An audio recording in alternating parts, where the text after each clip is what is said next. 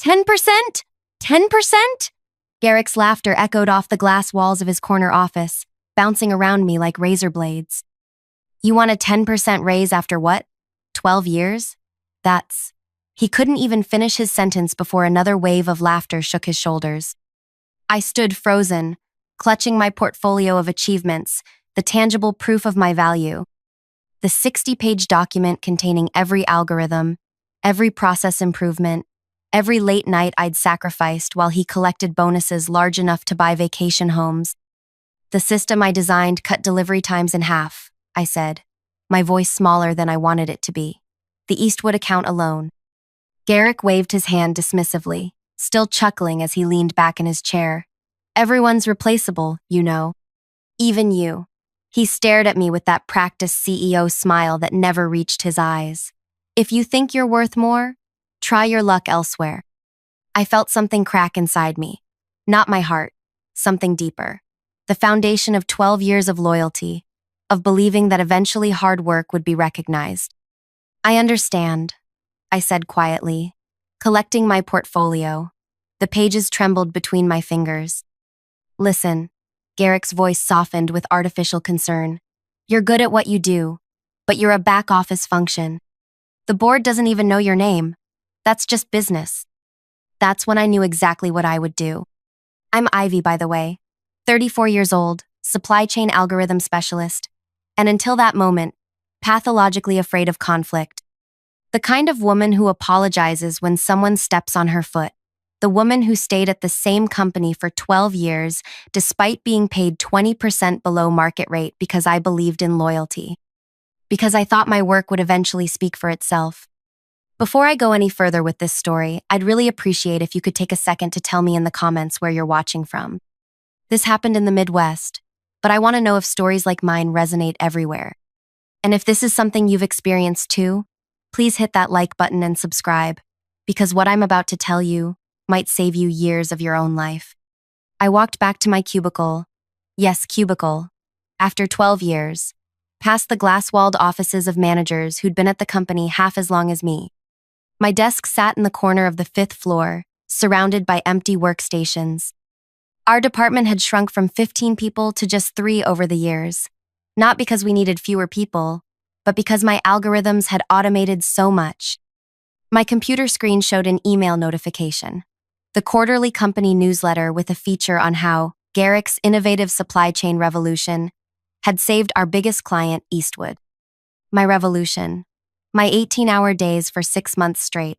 My solution that cut their logistics costs by 40%. Beside my keyboard sat the cold coffee I'd abandoned 3 hours ago when I'd finally gathered the courage to ask for that raise. Beside it, a framed photo of my parents. Dad worked 35 years at the same factory before they closed it down. Loyalty matters, he always said. Mom nodded along, believing it too. I opened my drawer and pulled out a small leather notebook. Inside were ideas I'd jotted down over the years. My personal projects, documented meticulously with dates, times, and development notes. Ideas I'd explored on weekends, refined on my own laptop, built on my own time. Ideas the company had implemented without formal acquisition because I'd been too accommodating, too eager to prove my worth. I flipped through the pages, stopping at my notes from 3 years ago. A series of algorithms that became the backbone of our entire distribution system. At the top of the page, my handwriting, personal project, supply chain optimization through predictive modeling, began 11 by 14, home system.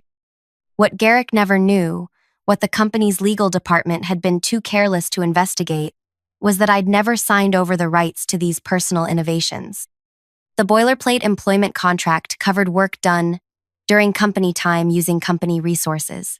My most valuable creations were documented as personal projects developed on my own equipment during my own time. I picked up my phone and scrolled to a number I'd saved but never called.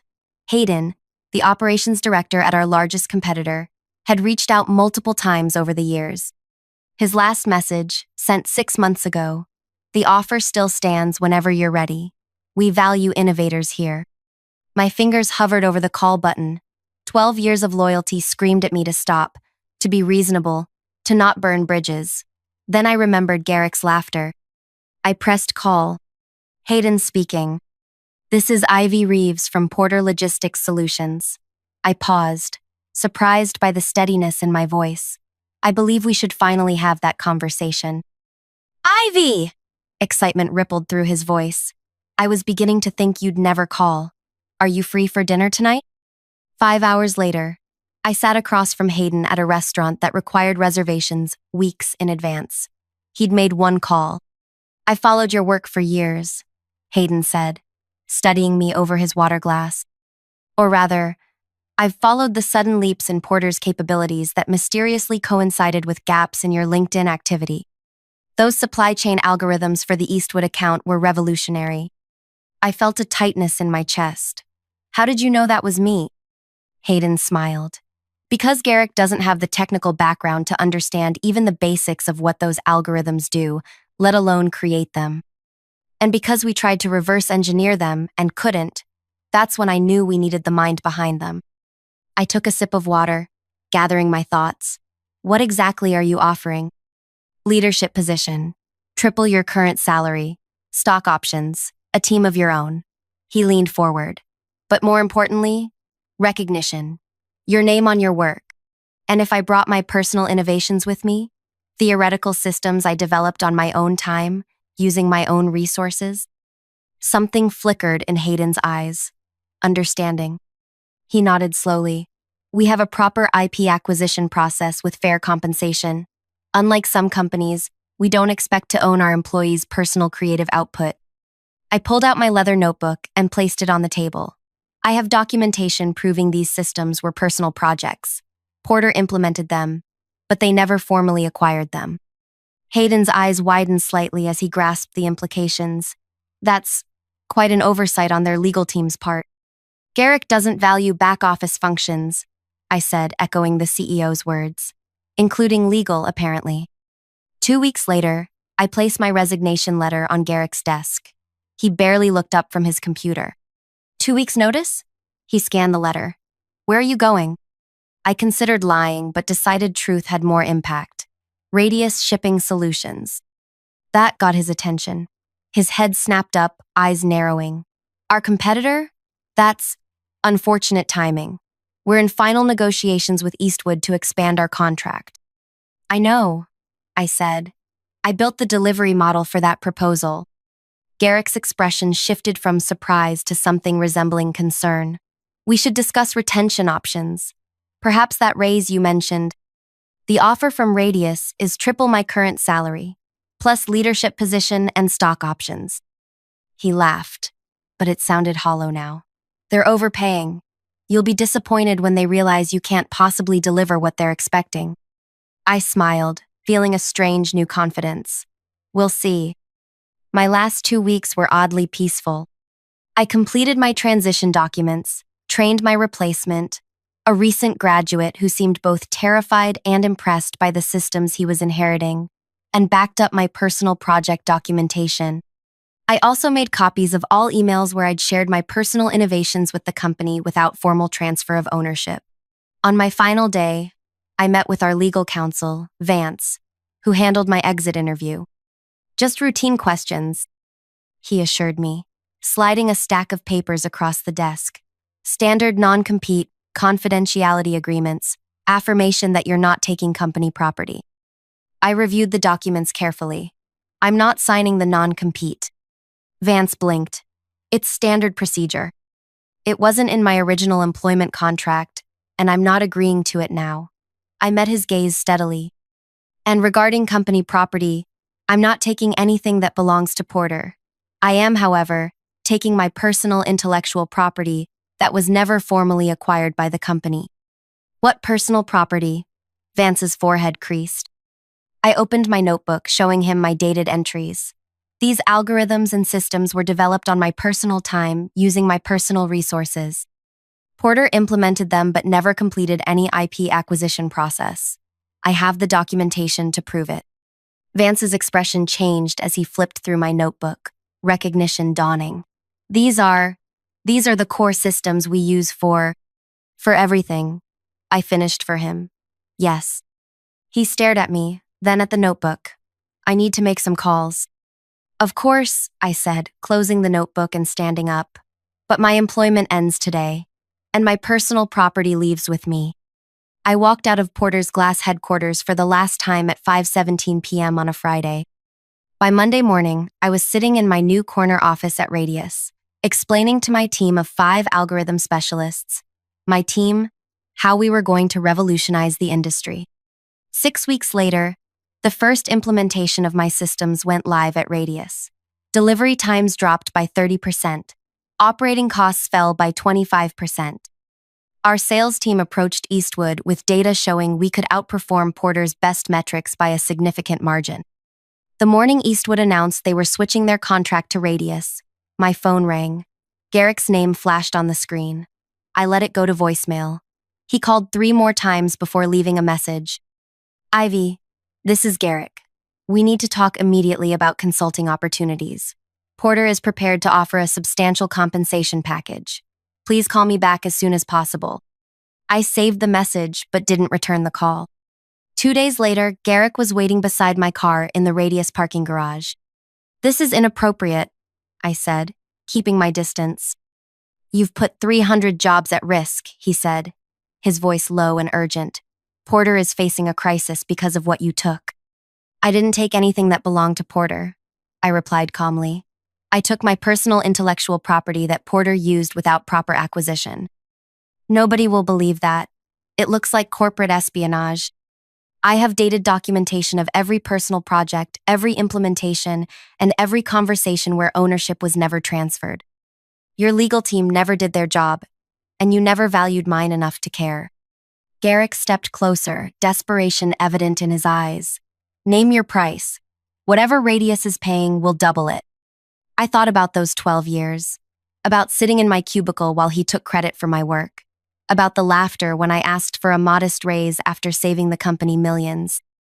You once told me everyone's replaceable, I said quietly. Even me. I'm just following your business advice.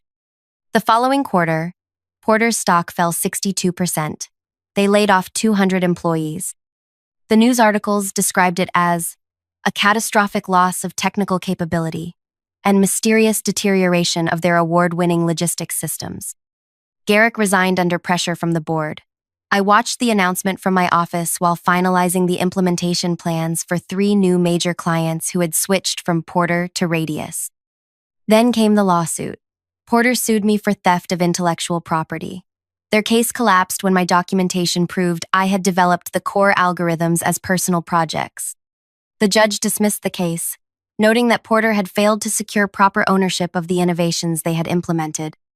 The morning after the case was dismissed, I received a visitor at Radius, Garrick, looking nothing like the confident CEO who had laughed at me months earlier. You destroyed everything, he said, standing in my office doorway. No, I corrected him. You did that when you decided some people were disposable. Those people who lost their jobs, they weren't just statistics. They had families, mortgages. I felt the weight of his words, the moral complexity of what had happened. I know. That's why Radius has hired 57 former Porter employees in the last 3 months. People who weren't responsible for your decisions shouldn't suffer for them. Garrick stared at me, searching for something in my expression. You planned all of this? No. I simply stopped allowing myself to be undervalued. I met his gaze directly. You could have prevented this entire situation with a 10% raise and basic respect. He left without another word. I watched through my office window as he crossed the parking lot, shoulders hunched, former CEO of what had once been the industry leader. That evening, I received an email from Eastwood's procurement director. The implementation exceeded our expectations. Delivery times are 40% better than our previous provider. The board has approved expanding our contract with Radius. I forwarded it to Hayden with a simple note. This is just the beginning. My name now appears on the algorithm patents. My picture hangs in the lobby alongside other Radius executives. My team has grown to 15 people, including many former Porter employees who now receive the recognition and compensation they deserve. Sometimes I think about those who lost their jobs at Porter and couldn't find new positions. The collateral damage of Garrick's arrogance. It's the weight I carry, The knowledge that justice for one person can mean hardship for others who were simply in the wrong place. But I also think about that moment in Garrick's office, when he laughed at my request for basic fairness after years of loyalty. How many others had he treated the same way? How many careers had he stunted with his belief that people were replaceable parts in his corporate machine? 6 months into my new role at Radius, the full impact of my decision was still unfolding. Porter's stock hadn't recovered. Industry analysts were writing case studies about their catastrophic talent management failure. Meanwhile, Radius had claimed 23% of Porter's market share. My office phone rang on a Tuesday afternoon. The receptionist's voice sounded hesitant. "There's someone here to see you. She says she worked at Porter." When I walked to the lobby, I found Marlene standing there. She'd been Porter's head of customer service for 15 years, longer than I'd been there. We'd eaten lunch together sometimes, commiserated about Garrick's leadership style. Now she clutched her purse with white knuckles.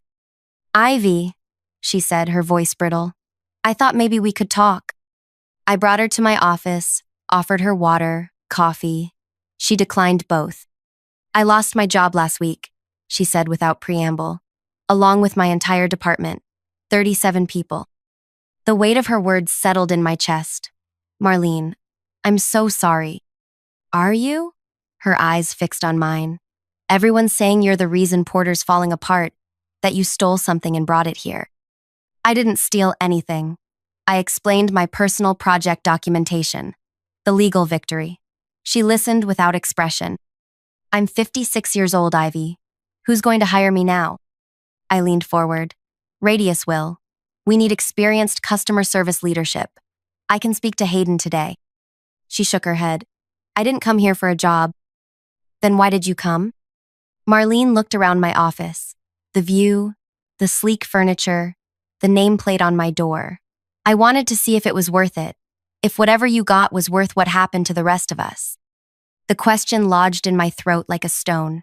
Was it worth it? The recognition, the compensation, the validation, measured against the collateral damage to people who'd done nothing wrong except work for the wrong company? "It wasn't supposed to happen like this," I said finally. "I just wanted what I'd earned." "We all want that." Marlene stood up. "Some of us just can't take an entire company down when we don't get it." After she left, I sat motionless, staring at the wall. My phone buzzed with a text from Hayden. Quarterly numbers exceeded projections by 18%. "Celebration dinner tonight?" I didn't answer. Instead, I opened my laptop and created a new spreadsheet. In the first column, I listed every Porter employee I knew had lost their job. Next to each name, I researched their LinkedIn profiles, noting their experience and skills. By midnight, I had a database of 212 people. The next morning, I walked into Hayden's office without knocking. "We need to talk about Porter's former employees." Hayden looked up from his monitor. "What about them?" I placed my spreadsheet on his desk. "These are people who lost their jobs because of Porter's collapse. Radius has benefited enormously from what happened. We have a responsibility." He studied the list. "We've already hired quite a few." "Not enough." I sat down across from him. "I want to propose a formal recruitment initiative targeting Porter's displaced workers. And for those we can't hire directly, I want to fund placement services and training programs." Hayden leaned back in his chair, studying me. "That's an expensive proposition for people who don't work for us." "It's an investment in our reputation and our future," I countered. "And it's the right thing to do." After a long moment, he nodded. "Draft the proposal. I'll take it to the board." 3 weeks later, Operation Rebound launched. Radius committed to interviewing every qualified former Porter employee. We partnered with 3 training companies to offer skills updates for those needing transition assistance. For employees nearing retirement, we created part-time consulting opportunities. The industry took notice. Business journals wrote about Radius's innovative approach to competitor displacement. Applications to our open positions increased by 300%. Clients mentioned our corporate responsibility during sales meetings. Marlene called me the day after the program was announced. "Was this your doing?" "Yes," I admitted. "Would you reconsider coming to Radius?" A pause. "Maybe. As a consultant, not an employee." I'm too old to start over completely. We need your expertise. Name your terms. 2 days later, she was setting up in an office down the hall from mine. Not everyone was as receptive. Jason, Porter's former operations manager, refused my call. Patrice from accounting sent a scathing email about loyalty and betrayal. I saved it in a folder labeled Consequences, my growing collection of reminders that revenge is never as clean as it seems in movies. 8 months after I left Porter, I received an unexpected email from Vance, their former legal counsel. Meeting for coffee? There's something you should know. We met at a small cafe halfway between our offices. Vance had aged visibly, new lines around his eyes, gray hair at his temples that hadn't been there before. I was let go last month, he said, stirring his coffee. Part of the latest round of cuts. I'm sorry, I said, and meant it. Radius is hiring legal. He shook his head. That's not why I wanted to talk. It's about your algorithms, your documentation. I tensed. The court already ruled on that. I know, and they ruled correctly. Vance leaned closer. But there's something you don't know. After you first mentioned your personal projects in the exit interview, I went to Garrick immediately, told him we needed to investigate your claims before taking any action. And he showed me emails.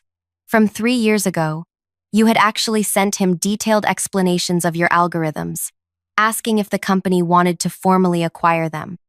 You even suggested fair compensation terms. My coffee cup froze halfway to my lips. I don't remember that. You CC'd me on them. I found them in our archive during the legal preparation. Garrick had replied to you, dismissing the need for formal acquisition. Said something like, just implement it if it works. We'll sort out the details later. He knew? All this time? Vance nodded. He knew exactly what you had created, that you had documented it as personal work, and that the company never properly acquired it. When you left and Radius started implementing your systems, he came to legal demanding we sue you, despite knowing he had no case. I told him that, showed him his own emails. He ordered me to proceed anyway. Vance sipped his coffee. That's when I knew Porter deserved what was happening. I sat back, processing this revelation. Why are you telling me this now? Because I want you to know something important. Vance met my eyes. What happened to Porter wasn't just about you taking your intellectual property elsewhere. It was about years of systemic arrogance. Garrick didn't just undervalue you. He did it to everyone. Legal, operations, customer service. He treated the entire company like replaceable parts. And now those parts are working elsewhere, I said softly. Exactly. Your algorithms were brilliant, but Porter wouldn't have collapsed if Garrick had built a company that could withstand losing one person. He didn't just lose you. He lost the loyalty and institutional knowledge of hundreds of people who felt exactly as you did. I thought about this on my drive back to Radius. My revenge hadn't destroyed Porter. It had simply revealed what was already broken. That evening, I received another call from Garrick. I almost sent it to voicemail from habit, then decided to answer. Ivy. His voice sounded rough, tired. I'm calling to apologize. Of all the things I'd expected, this wasn't one of them. I'm listening. I knew about your personal projects. I knew you'd documented them properly, I thought. He paused. I thought you were too loyal to ever leave, so it didn't matter. You misjudged me. I misjudged everything. The admission seemed to cost him. The board removed me completely yesterday. Porter's filing for Chapter 11 next week. Bankruptcy. I hadn't expected things to go that far. I'm sorry about the employees. That's why I'm calling. There's a final board meeting tomorrow. They're deciding severance packages. I want to recommend your Radius program for our remaining staff. You want to send Porter's employees to Radius? I want them to have jobs, Garrick said simply. Pride doesn't matter anymore. After we hung up, I walked to the window of my apartment, looking out at the city lights. 12 years at Porter, working in obscurity. 8 months at Radius had transformed not just my career, but an entire industry landscape. The next day, Porter officially announced its bankruptcy filing. By afternoon, their remaining clients were calling Radius. Our sales team was overwhelmed. Hayden called an emergency leadership meeting. We need to scale up immediately to handle the influx, he told us. Ivy, your rebound program is now our top priority. We need every qualified Porter employee we can get. Within a month, Radius had hired 173 former Porter staff. Our operation expanded to 3 new locations. My team grew to 40 people, many of whom had once sat in cubicles near mine at Porter. Marlene became our chief customer experience officer. Jason eventually joined as operations consultant. Even Vance came aboard to help with our expanding legal needs. 1 year after I'd walked out of Garrick's office with my portfolio of achievements, I stood at a podium accepting the Industry Innovation Award. Cameras flashed as I looked out at the audience, many familiar faces from Porter now wearing Radius badges. Innovation isn't just about algorithms or systems, I said into the microphone.